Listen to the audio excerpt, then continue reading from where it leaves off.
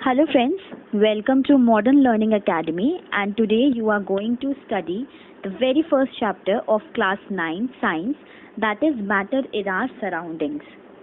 So basically इस chapter में you are going to study matter, physical nature of matter, particles of matter, states of matter and evaporation. So first of all, what is matter? तो हमारे आसपास हमारी surroundings में जितनी भी चीज़ें हैं वो सभी चीज़ें मैटर हैं, वेदर दे आर लिविंग और नॉन लिविंग.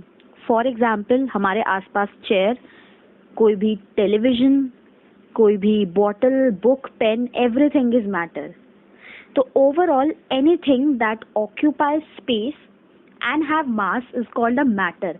कोई भी चीज़ जो स्पेस ऑक्यूपाई करती है, जगह घेरती है और जिसका खुद का वजन है, मास है, वो मैटर कहलाती है. अब जानते हैं physical nature of matter. Physical nature of matter में सबसे पहला पॉइंट आता है कि matter is made up of small particles. कोई भी मैटर जो है वो छोटे छोटे पार्टिकल से मिलके बना होता है. आपने, अगर हम एग्जाम्पल के तौर पे समझें तो आपने नोटिस किया होगा, अगर हम किसी भी ग्लास ऑफ वाटर में या बीकर में पानी भरें आधा और उसके पानी के लेवल को हम मार्क करें और उसके बाद हम उसमें कोई भी शुगर या सॉल्ट डिसॉल्व करें, तो क्या हमारे पानी के लेवल में राइज आएगा? नहीं आएगा. तो इससे पता चलता है कि हमारे जो पार्टिकल्स हैं मैटर के वो बहुत छोटे हैं और ये पार्टिकल्स इतने छोटे होते हैं कि हम इन्हें अपनी नेकेड आई से भी नहीं देख पाते. Now the next topic is characteristics of particles of matter. जो हमारे मैटर में छोटे छोटे पार्टिकल्स हैं उनके क्या कैरेक्टरिस्टिक्स हैं. तो इसको एक एग्जाम्पल के थ्रू हम समझते हैं. आपने नोटिस किया होगा कि जब हम कभी भी चाय या कॉफ़ी बनाते हैं तो उसमें क्या होता है कि एक मैटर के पार्टिकल्स दूसरे मैटर के पार्टिकल्स के स्पेस में इंटरमिक्स होते हैं, which clearly shows that particles of matter have space between them. Second characteristic of the particle of matters is particles of matter are continuously moving. Particles of matter जो हैं वो हमेशा movement करते रहते हैं. फॉर एग्जाम्पल आपने notice किया होगा कि अगर आप कोई भी बिना जली हुई अगरबत्ती को एक रूम में रख दें और एक जली हुई अगरबत्ती को रूम में रख दें तो स्मेल जो है वो जली हुई अगरबत्ती से ही आएगी. इससे ये पता चलता है कि जो हमारे पार्टिकल्स हैं मैटर के वो ऑब्वियसली कंटिन्यूअसली मूव तो कर रहे हैं. इट मीन्स उनके पास काइनेटिक एनर्जी है. लेकिन अगर हम टेम्परेचर राइज करते हैं मैटर के लिए तो ऑब्वियस है कि उनकी काइनेटिक एनर्जी भी चेंज होगी और उस काइनेटिक एनर्जी में इंक्रीज आने से वो जो पार्टिकल्स हैं वो और तेज़ी से मूव कर सकेंगे और उससे क्या होगा कि वो एक दूसरे में जल्दी से, मतलब तेज स्पीड में इंटरमिक्स होना शुरू कर देंगे. और इसी इंटरमिक्सिंग को हम डिफ्यूजन कहते हैं. That is the intermixing of particles of two types of matter on their own is called diffusion. यानी जब दो टाइप के मैटर एक दूसरे के पार्टिकल्स के साथ इंटरमिक्सिंग करते हैं उसे हम डिफ्यूजन कहते हैं. Third characteristic of particles of matter is they attract each other. Example के थ्रू समझते हैं. अगर हम कोई भी एक चौक के टुकड़े को, एक लोहे की कील को या फिर रबर बैंड को हम तोड़ने की कोशिश करते हैं, ठीक है. अब वो हम उसको कैसे भी तोड़े, भले उसको हम स्ट्रेच करके तोड़े या फिर उसको काट के तोड़े या फिर हम उसको हथौड़े से तोड़ने की कोशिश करें, तो हम नोटिस करेंगे कि ये सभी चीज़ें एक बिग फोर्स लगेगा तभी ब्रेक होंगी, तभी टूटेंगी. तो this implies that particles of matter have force between them. जो मैटर के पार्टिकल्स हैं उनके बीच में फोर्स होता है और इसी फोर्स की वजह से ये पार्टिकल्स जो हैं एक दूसरे से इंटैक्ट होते हैं, एक दूसरे से जुड़े होते हैं और इसी स्ट्रेंथ की वजह से इनको हम इजीली ब्रेक नहीं कर सकते. और ये जो स्ट्रेंथ होती है फोर्स ऑफ अट्रैक्शन की, ये हर मैटर में वेरी करती है. लाइक हम चौक के अंदर देखेंगे अलग स्ट्रेंथ होगी, लेकिन उससे ज़्यादा कहीं स्ट्रेंथ होगी आयरन में और उससे कहीं ज़्यादा कम स्ट्रेंथ होगी रबर में। तो ये जो फोर्स ऑफ अट्रैक्शन है ये मैटर टू मैटर वेरी करता है। तो फ्रेंड्स, अभी तक हमने जाना what is matter, physical nature of matter and characteristics of particles of matter. अब हम जानेंगे स्टेट्स ऑफ मैटर के बारे में। तो आपने देखा ही होगा कि हमारे आसपास बहुत सारे मैटर हैं और हर मैटर की अपनी एक शेप है, अपनी एक प्रॉपर्टी है। तो ओवरऑल देखा जाए तो मैटर 3 स्टेट्स में एग्जिस्ट करते हैं, सॉलिड, लिक्विड एंड गैस। तो सबसे पहले हम बात करते हैं सॉलिड स्टेट के बारे में। सॉलिड स्टेट ऑफ मैटर का एग्जाम्पल हम ले सकते हैं कोई भी बुक, टीवी या रिमोट। अब सॉलिड स्टेट्स में क्या होता है, solid states have a definite shape, boundaries and fix volume. They have negligible compressibility. जो सॉलिड्स होते हैं उनकी एक फिक्स शेप होती है, फिक्स बाउंड्री होती है और फिक्स वॉल्यूम होती है, और हम उनको बहुत मुश्किल ही कंप्रेस कर पाते हैं, उन्हें हम उनकी शेप चेंज कर पाते हैं। और सॉलिड्स के पास एक टेंडेंसी है कि वो अपनी शेप को मेंटेन करके रख सकती हैं अनलेस एंड अनटिल उनके ऊपर हम एक्सटर्नल हैवी फोर्स ना लगाएं। सॉलिड को हम तोड़ सकते हैं अंडर हाई प्रेशर, लेकिन हम उसकी शेप कभी चेंज नहीं कर सकते, और इसी चीज को हम बोलते हैं rigidity. It means solids are rigid. और ऐसा क्यों हो पाता है कि हम सॉलिड्स को तोड़ नहीं सकते? This all happens because of the arrangements of particles of matter in between them. जो सॉलिड के पार्टिकल्स होते हैं वो एक दूसरे से जुड़े होते हैं as compare to liquid and gas state. Now the second state of matter is the liquid state. For example कोई भी वाटर, कोई भी मिल्क या जूस। अब हमने क्या नोटिस किया है कि लिक्विड्स जो हैं उनकी फिक्स शेप नहीं होती लेकिन फिक्स वॉल्यूम होती है। वो उस कंटेनर या उस बर्तन की शेप को ऑक्यूपाई कर लेते हैं जिसमें उन्हें रखा जाता है। फॉर एग्जाम्पल हम मार्केट से 1 लीटर दूध लेके आए। अब उस दूध को हम लेके आए थे थैली में, तो उसने उस थैली का शेप को ऑक्यूपाई कर लिया, लेकिन उसका मेजरमेंट वही रहा 1 लीटर। अब हमने घर में आके उस मिल्क को थैली में से निकाल के अपने पतीले में रख लिया, तो उससे क्या हुआ, उसका वॉल्यूम तो इतना ही रहा लेकिन उसने अपना शेप चेंज कर दिया। अब लिक्विड्स में क्या होता है, liquids flow and change their shape. Liquids के पास एक टेंडेंसी होती है कि वो फ्लो करके और अपनी शेप चेंज कर सकते हैं, और इसी प्रॉपर्टी को हम बोलते हैं fluidity. So therefore liquids are fluid. अब लिक्विड्स का जो रेट ऑफ डिफ्यूजन है, दैट इज कि वो दूसरे मैटर के पार्टिकल्स के साथ जल्दी इंटरमिक्स हो जाते हैं, वो सॉलिड्स के कंपैरेटिवली ज़्यादा है। मतलब उनका रेट ऑफ डिफ्यूजन है जो वो सॉलिड से ज़्यादा है।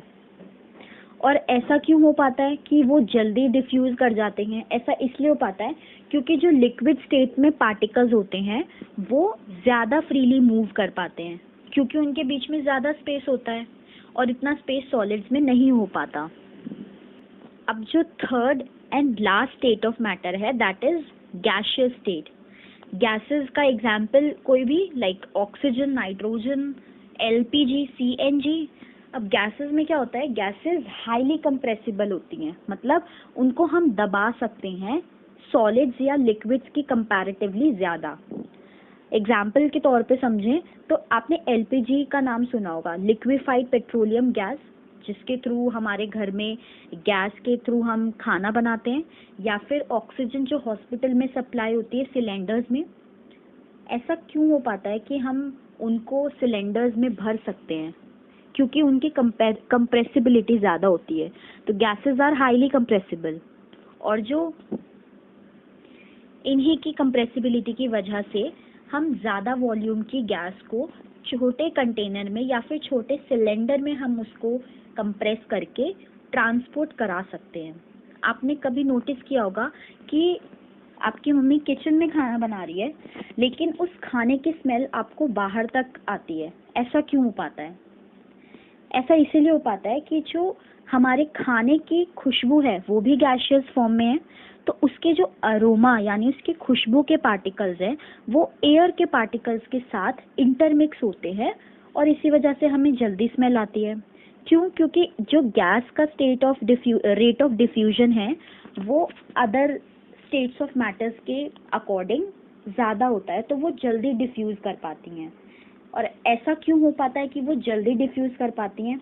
ऐसा इसलिए हो पाता है क्योंकि जो गैशियस स्टेट है उसमें जो पार्टिकल्स हैं वो रैंडमली फ्रीली मूव करते हैं हाई स्पीड पे, जितना लिक्विड और सॉलिड में नहीं हो पाता।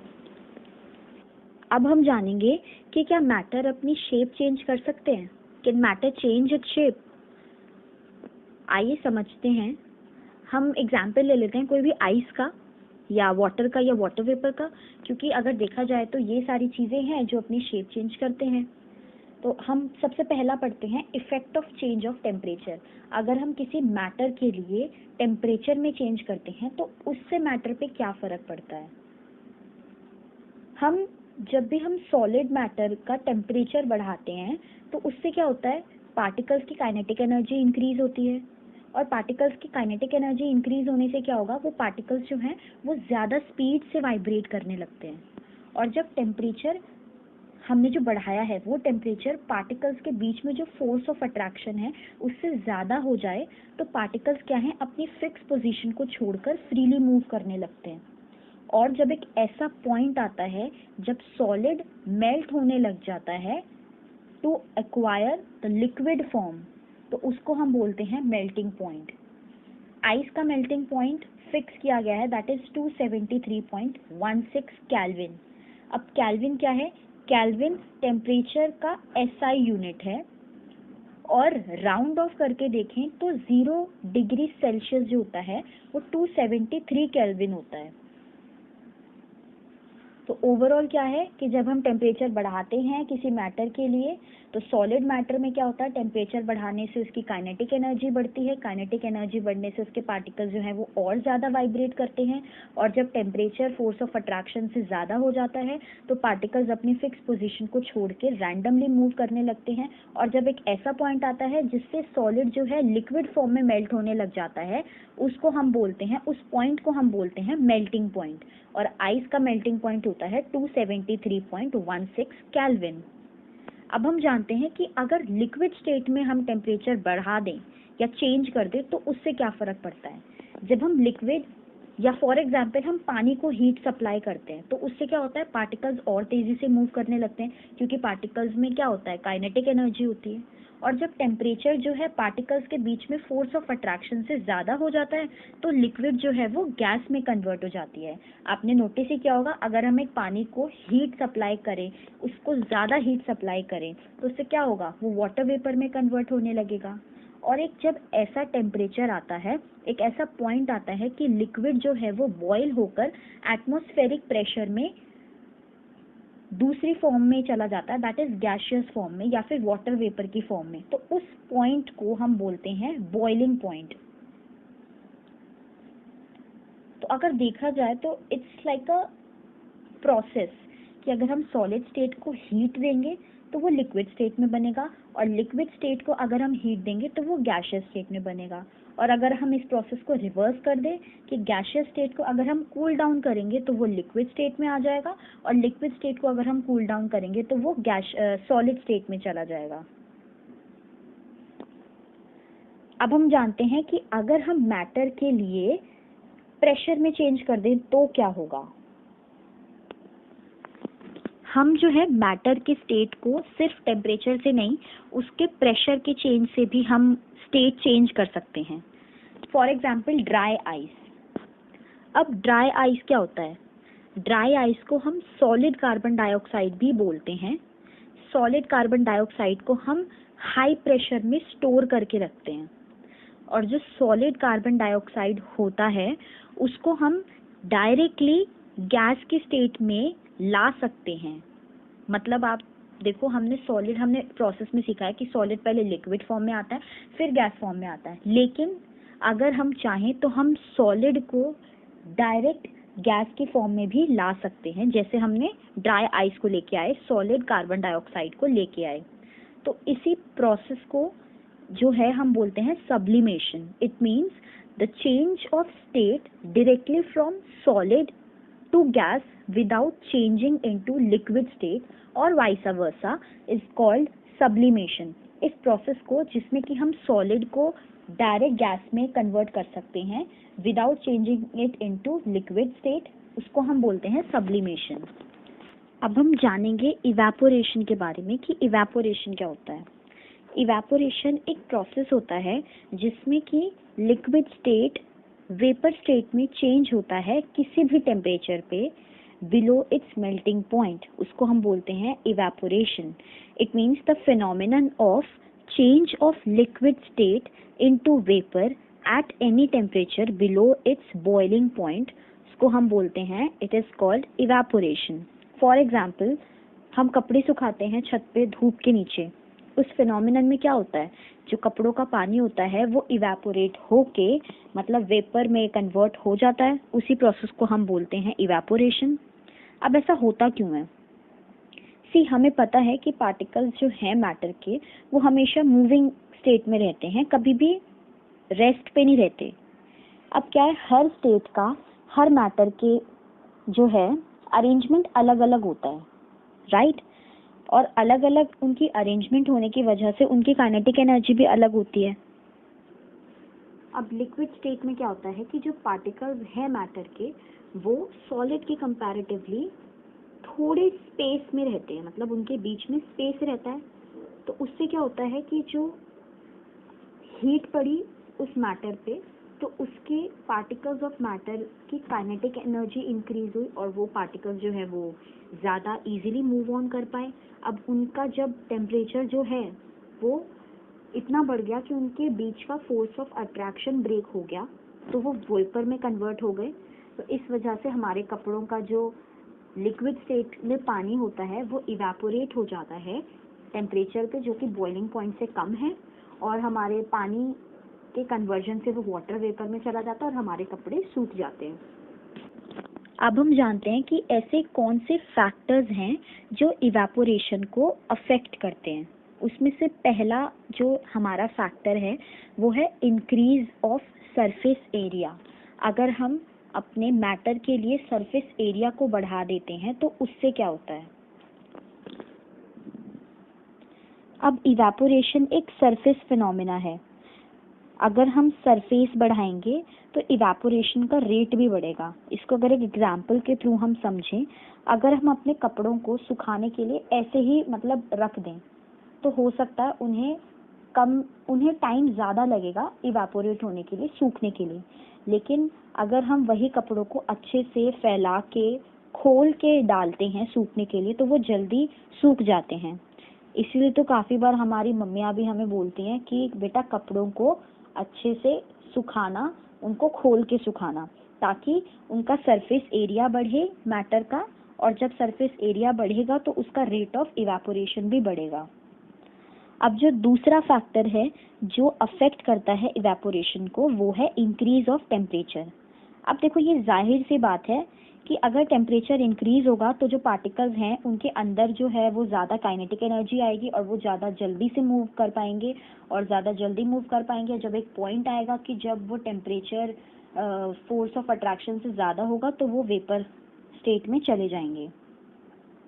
जो थर्ड फैक्टर है जो अफेक्ट करता है इवेपोरेशन को वो है ह्यूमिडिटी। ह्यूमिडिटी क्या होती है? जो वाटर वेपर हमारे आसपास के एनवायरनमेंट में, हमारे एयर में ऑलरेडी प्रेजेंट है, उसे हम बोलते हैं ह्यूमिडिटी। और जो हमारे आसपास की एयर है उसकी एक फिक्स लिमिट होती है, वो उस फिक्स लिमिट से ज़्यादा जो वेपर्स है उसको कंटेन नहीं कर सकता।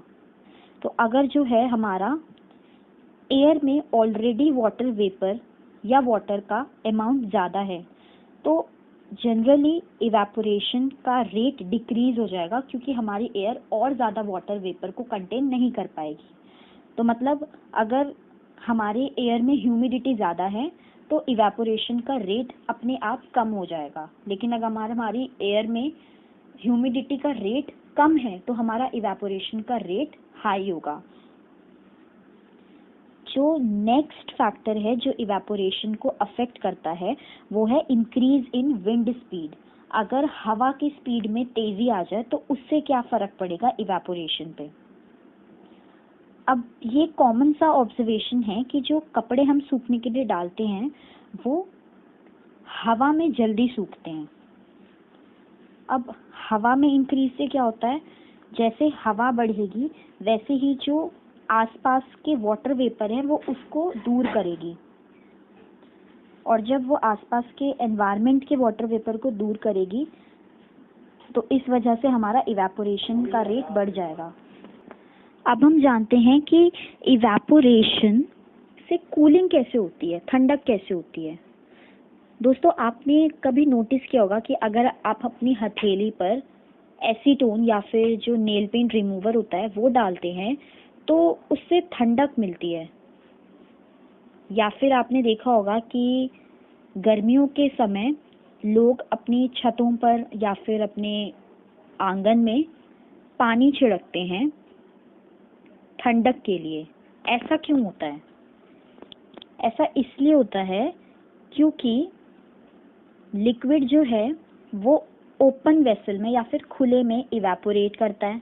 अब जब उसने इवेपोरेट किया तो उस इवेपोरेशन की वजह से उसके पार्टिकल्स की एनर्जी कम होती है, और उस एनर्जी को वो रीगेन करने के लिए, मतलब उसको वापस से लेने के लिए, वो अपनी सराउंडिंग से एनर्जी को एब्जॉर्ब करता है, और इस एब्जॉर्प्शन की वजह से ही हमारी सराउंडिंग्स जो है वो कूल हो जाती हैं।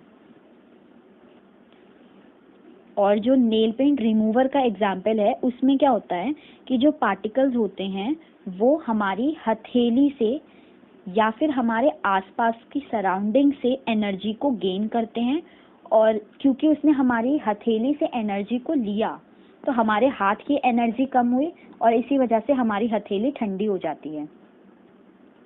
और जो हम गर्मियों में अपने आंगन या छतों पर पानी छिड़कते हैं उससे क्या होता है, हमारे आसपास की जो सराउंडिंग है जहाँ पे हमने पानी छिड़का उसने पानी से एनर्जी एब्जॉर्ब कर ली और अपने आसपास के सराउंडिंग को कूल डाउन कर दिया। दोस्तों, आज के लिए बस इतना ही। अगर वीडियो पसंद आई हो तो इसे लाइक ज़रूर करें और चैनल को सब्सक्राइब करें। मिलते हैं अगली वीडियो में नए चैप्टर और नए एक्सप्लेनेशन के साथ।